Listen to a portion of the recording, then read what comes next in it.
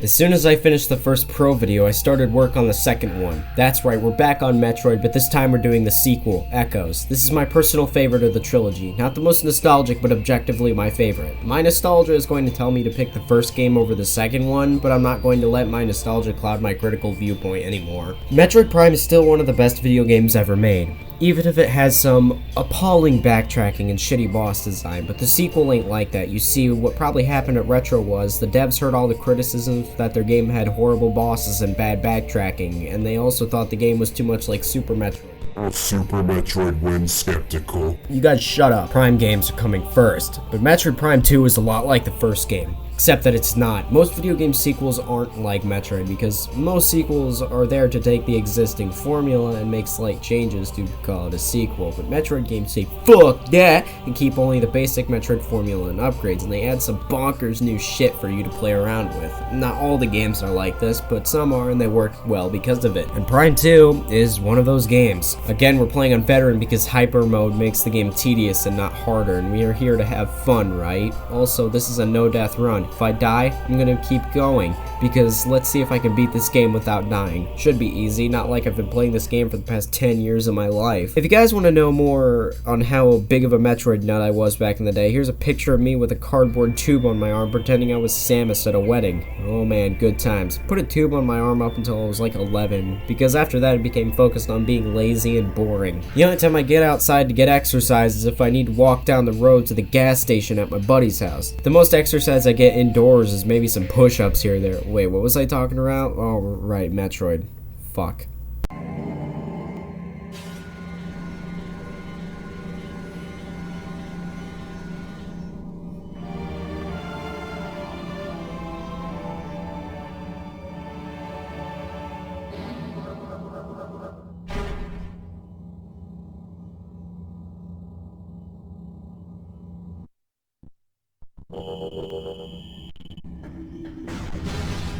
When Samus approaches the planet Aether, the atmosphere rips her ship apart, but this ship must be made of indestructible material because no visible damage can even be seen on the ship other than some fire. Limitations of the GameCube, man. You know, for a little lunchbox console, this thing packs some power, man, because Metroid Prime is a GameCube game originally, running at 60 frames per second. That's not the emulator, that's the console itself. Retro Studios optimized this game up the wazoo so much that the majority of their development period was spent trying to boost the frame rate, and I believe it too, because Metroid Prime might be the best looking game on the console and also the smoothest. When you land, Samus leaves to go investigate, but you don't have all your upgrades from the start of the game, just your trusty Varia suit, Morph Ball bombs, missiles, space jump boots, and the boost ball. But soon after making your way into the caves, there are dead bodies everywhere. They belong to the Federation troops that sent out the distress signal. Scanning their corpses allows you to read their last daily logs, and some of the things they say are just unsettling. It also doesn't help that there is this creepy, ominous music track playing on loop.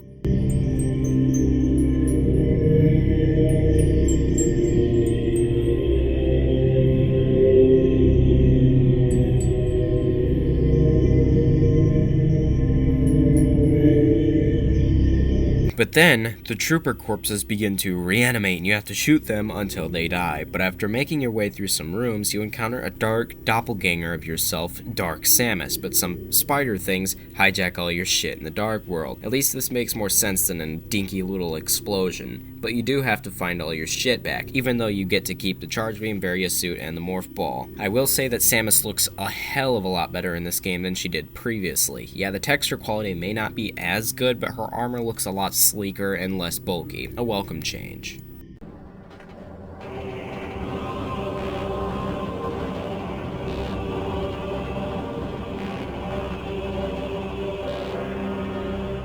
So you just do some wandering around when you eventually come across the Federation landing site you were sent to scope out in the first place. But you learn that the troopers were attacked by splinters in a cutscene.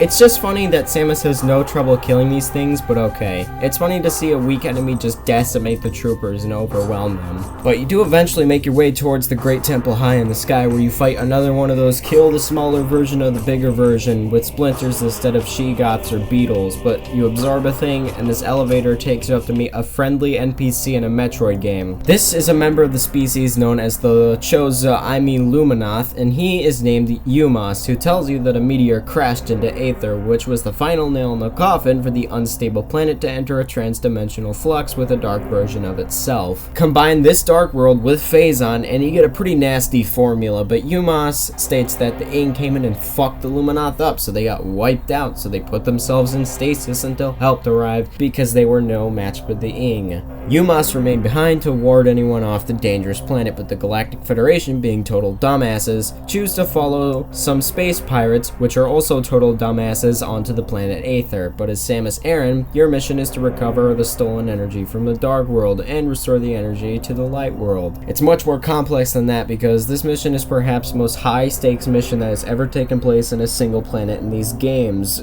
up to this point at least, but there are three main temples: the Temple of Aegon, Temple of Torvus, and Temple of Sanctuary. We have to do the worst one first, so here we go.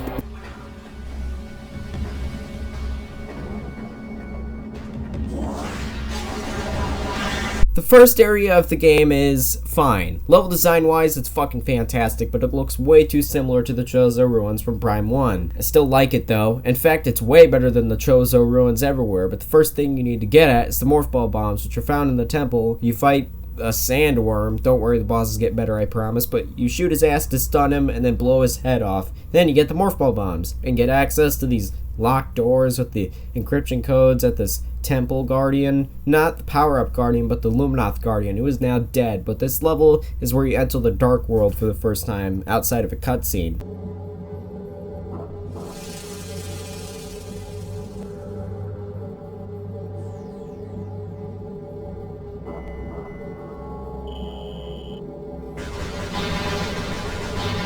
I don't hate the Dark World. Look, it's the main gimmick of the game, but it's such a great way to enhance the already fantastic atmosphere of this game. But the gimmick here is that the atmosphere can kill you, so you have to stand in these light bubbles to get by. You don't stay long in the Dark World because all you need is the space jump boots from the Jump Guardian. You also get to fight some new enemies such as warriors who are bullet sponges, but I generally enjoy fighting them. But the Jump Guardian is really easy, especially with mouse and keyboard, where I can zip-zap my aiming. He goes down slow, but he's a lot more interesting than Thardus ever was. When you make it back to the Light World with your new jump boots, it's time to access the pirate mines back here, which is honestly a really cool looking area, and it's a contrast to the Chozo ruins-like feel of the area and gives you some new unique level design.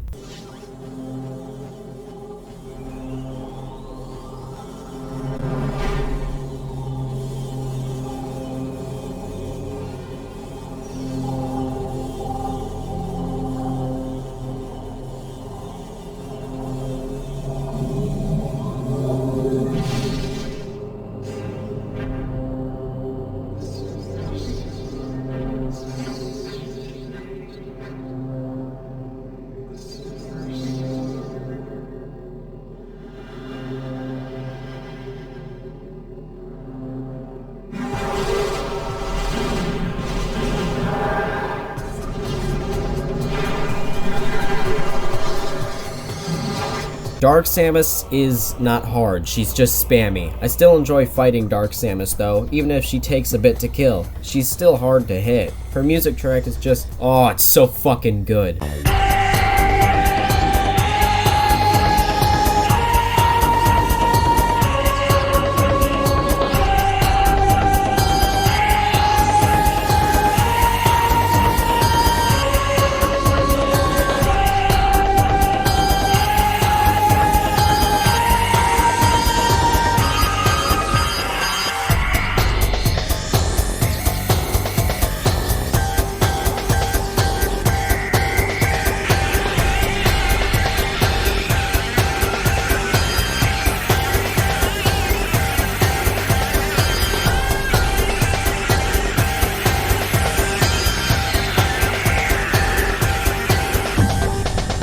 but her attacks aren't that hard to dodge. It's mostly dashing out of the way. This boss arena is so dynamic too, with a bit of destructible aspects to it. Your reward for killing her is a frame rate drop and the Dark Beam, which shoots out some of Dark Aether's atmosphere at enemies, albeit very concentrated. But there's change. Your beams now have an ammunition counter. You can increase it up to 250 by the end of the game, but you can only get it to 100 in this area of the game. It's best to get every beam ammo expansion for a weapon that comes later in the game, but the Dark Beam can freeze enemies with a charge shot, so you can blast them with a missile like the Ice Beam did, but you use the Dark Beam to enter the Dark World again so you can get the Light Beam, which shoots out concentrated light at enemies. Very, very useful on Dark World enemies. But you use your beam upgrades to start collecting Dark World keys so you can access the Dark Temple. These keys aren't very hard to find if you're not an idiot. You find one right in the portal room, and also one where this fighting arena where they throw like 6 or 7 warriors at you, and one right in the temple itself. Find all 3 of these and you get to fight a sandworm.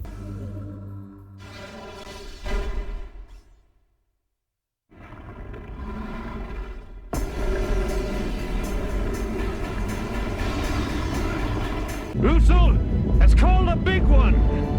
Again, it is the legend.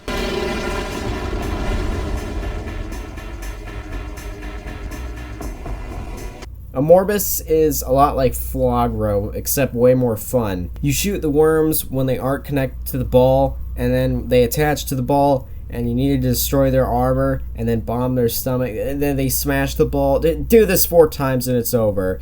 Not a very hard fight, but it gets the job done better than any other boss in the first game. The boss grants you the Dark Suit, which turns your shoulder pads into yo-yos. It also protects you better from atmosphere of Dark Aether. You get the light energy, and then you give it back to the light world. Easy. Now it's time to go and see Umos for your next objective. Umos tells you to head down to the bog below, which you so happily do after doing some weird puzzles in the Dark World. This was before thinking with portals happened, and we were still thinking with portals in this game, but when you get to the Torvus Bog, oh, the music, man.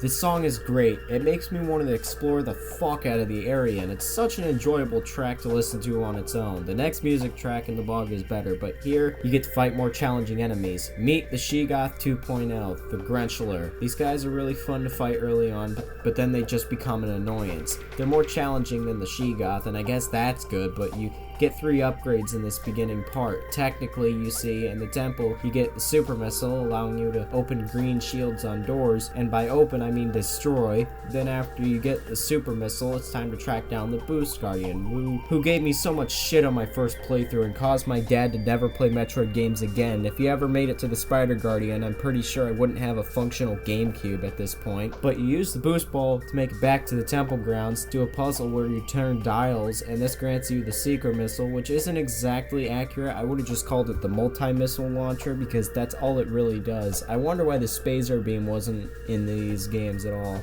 Backtrack to Torvus with your new upgrades, but this time there's a shortcut, so it's not a pain in the ass. But down here we have some work to do. There are 3 switches that we need to activate, and 2 of them are out of reach currently. We need to activate one so we can go reach the other 2. This whole section is all a matter of getting to the central section of the catacombs, but along the way, we get to meet Dark Samus again and realize that she isn't dead at all. But this part in the game is meant to test my fucking patience because you move super slow through the water, and when you finally get the gravity boost at the end, it's just liberating. Also, the music during section, good stuff.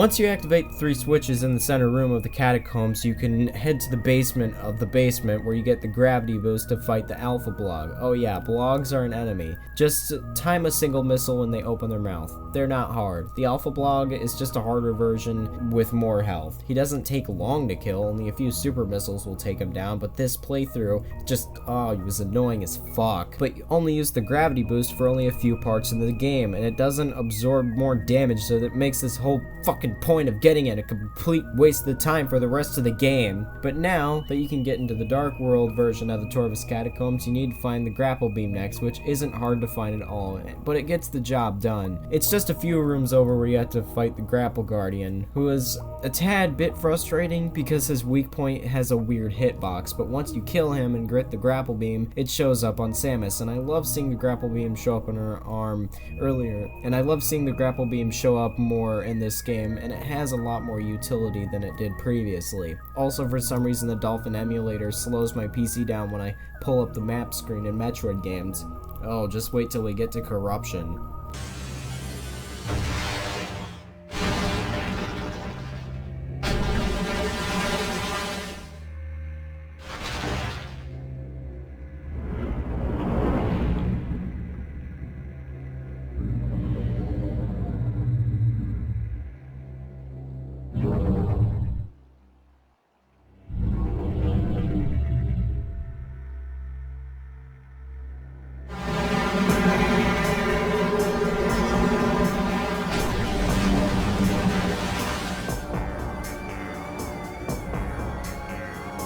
Oh boy, here we go. The boss of this area is fucking great. It tests all the skills you learned up to this point, and it's a welcome challenge. While he isn't too hard for me now, it was a bit finicky with the keyboard and mouse because I'm still getting used to being able to multitask movement more. But the first phase tests your ability to use beam ammo efficiently, jumping over shockwaves. The Chica larva is the easiest part of this boss because he has a massive hitbox, but once you knock him down, it's time to move on to the second phase. You need to stun Chica, and then use the Grapple Beam nodes to move around him, then use your Seeker missiles to take out the wings. Then he goes dark, and then you have to use the Light Beam to kill him. It's all a matter of repeating those processes until the giant bug dies. Jesus, the oxygen levels on this planet must be really high for bugs to be this big. Like, war wasps alone are the size of an adult male torso.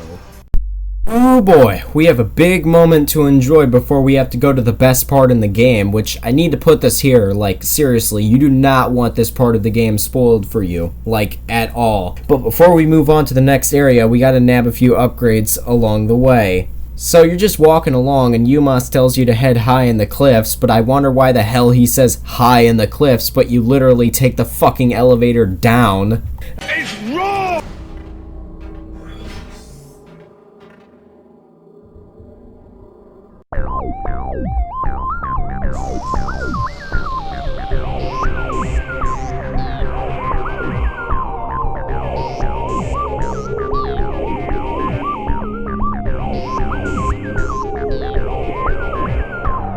I'm pretty sure a lot of people were very surprised when they saw this for the first time. I know I was. My first reaction was something like this.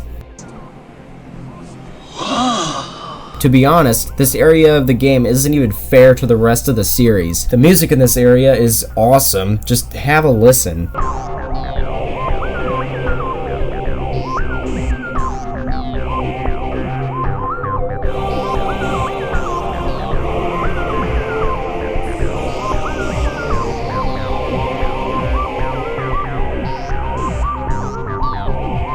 But the Sanctuary Fortress is the hardest part of the game, with some really annoying enemies and some complex level design. But this is the bit where you have to fight, oh fuck, the Spider Guardian. No! God, please, no! No! No! No! If you played Metroid Prime 2, you know this asshole. This motherfucker was the bane of my existence when I was 12. On the GameCube, he's the worst thing in the world because you have to time bomb jumps, which I did for the majority of this boss for this video. When there was a really easy jump I had to make, I just did a spring ball move, but activating switches, I bomb jumped up. The spring ball was just too tempting to use here for this boss because it's just fucking irritating. But once you beat this asshole, you get the spider ball, which gets so much more utility in this game, and there are more and more exciting new obstacle courses for it. I love the spider ball in this game. It's fun to use, but once you get the spider ball, you need to go all the way back to Torvus Bog for power bombs, but before you can do that, when you go back through the bridge, Dark Samus shows up and just blows it up, so you use the Spider Ball and yada yada. You see, this backtracking isn't terrible, because when you fight the Power Bomb Guardian, which you fight with the Spider Ball, which is neat, but you need to activate 4 switches and drop this bridge on top of him. The power bombs in this game are more useful, but they're more scarce. But the backtracking isn't awful, because there's a shortcut right back to Sanctuary, like a few rooms over from where you got the power bombs. Now that's more like it, but now it's time to complete the Sanctuary Fortress.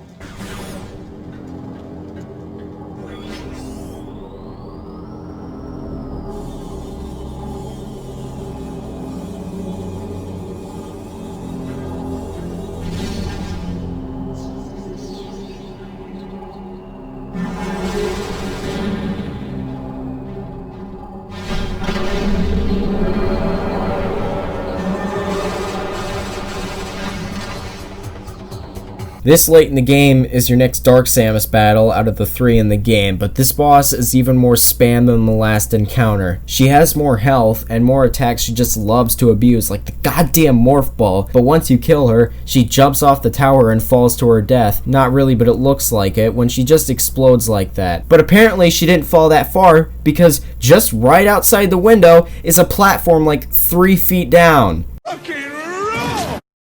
Seriously, how the fuck did this slip past the level designers? Well, whatever. This is where you get the Echo Visor, which is a cool upgrade. In theory. Listen, all the Visor does is allow you to see sounds. Sonar. Just like a submarine, Mr. Wayne.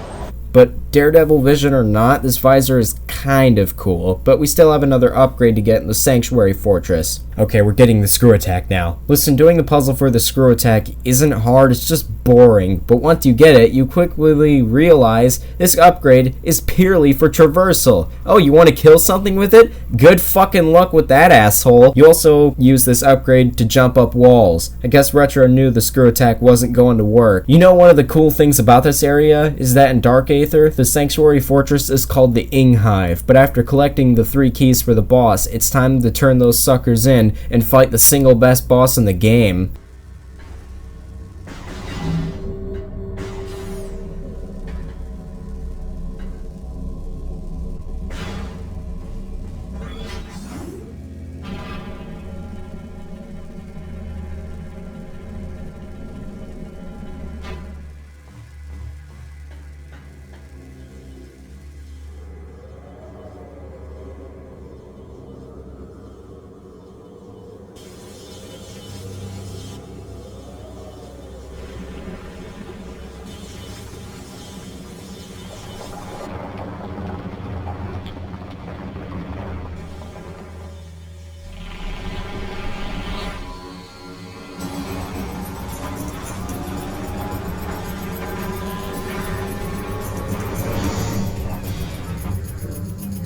Quadraxis is a very, very good boss battle. It's a 3-phase battle testing all of your jumping and dodging abilities. Its first phase has you destroy the legs, which the targets have to light up before they can be damaged. It really feels like you're ripping Quadraxis apart, like when you destroy one of his legs, just oomph!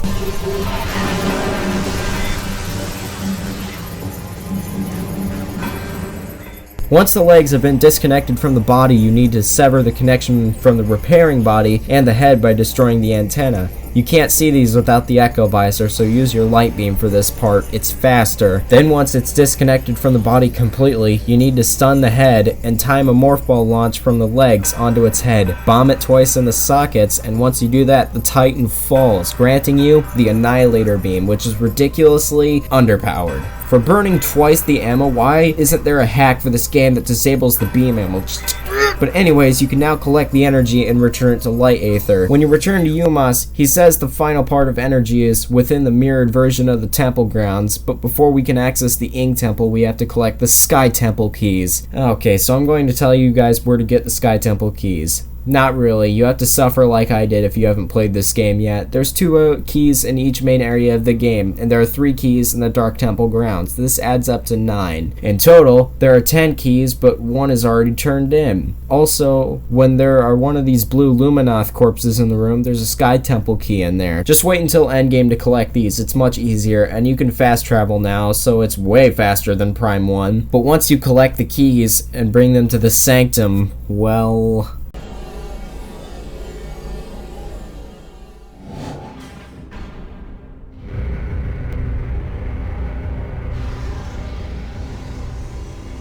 This area is the central hub of the game, but flipped upside down. Now that is fucking cool, but when you make it to the top, or bottom, you meet the Emperor Ing, and now there are 2 worlds on the line. This grotesque creature representing Dark, and you, Samus, representing the last light of Aether. The first phase tests your ability to properly aim the Annihilator Beam to take out its tentacles. Once its tentacles are out, his eye shows up. Unload all your charge combos right into it. The second phase has you bombing the Chrysalis with the Morph Ball bombs. Then once it transforms into...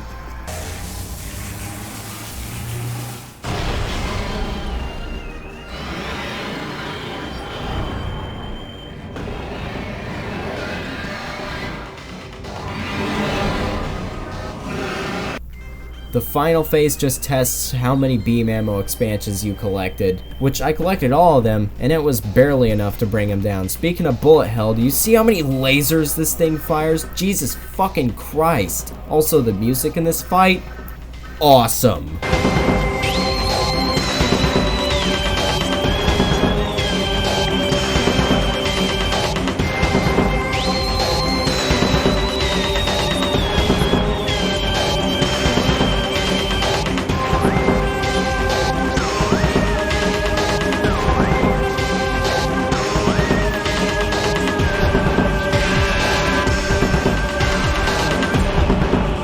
Once you slay the mighty beast and absorb the energy ball, it's time to make it back to light Aether before dark Aether just keels over. The escape theme is also a really well made remix of the original Metroid escape song. But on your way out, you meet Dark Samus, who has absorbed so much Phazon, she looks like this now. Just shoot her until she's in this floating ball. When she spits out these Phazon things, you need to absorb them with the power beam and shoot them right back at her. It's not very hard. Also, when she goes invisible, switch to your Echo Visor. Then once you kill Dark Samus, it's time to get the fuck out of the Dark Aether. So, Samus is being chased down by a bunch of warriors, but she makes it out, like she always does. The ending of this game is so powerful, like seeing all the Luminoth bow down to Samus in respect. She just walks out of there with a wave, not even a word. Like, this game just gives you a sense of, yeah, we just did that. So yeah, kids, that was Metroid Prime 2. This is honestly my favorite Metroid game to date. It's atmospheric, it's challenging, the level design, the visual flair, it's all just, it's superb. If you want to play a Metroid game, start with Zero Mission, then play Prime 1 and Prime 2. That's all I got for you guys today. If you really enjoyed this video, be sure to slap that like button, and maybe subscribe if you enjoyed the video. Thanks everyone for 100 subscribers. I know you want to see that Lady Gaga video, which I haven't made yet. If you don't want to see it, then great, because I don't really want to make it. If you really want to see it though, you got to keep bugging me about it. So bye bye everyone. Go buy this game and play it.